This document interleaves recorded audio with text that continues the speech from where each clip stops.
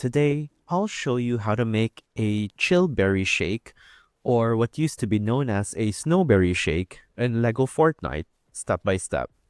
First, you'll need to collect chillberries. You can usually find them in snowy biomes, often growing in bushes. Next, you'll need a juicer.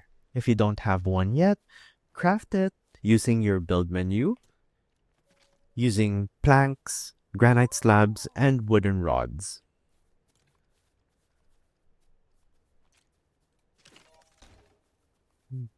Once you have the juicer, interact with it and place your snowberries inside.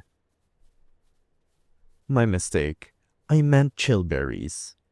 Select on the recipe called chillberry shake and put in chillberry and milk.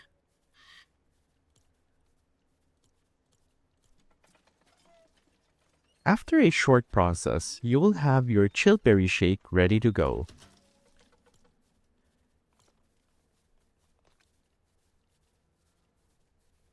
Chillberry shakes are great for restoring health and keeping you refreshed while exploring colder regions. And that's it. Quick and simple. Now you know how to get chillberry shake in LEGO Fortnite.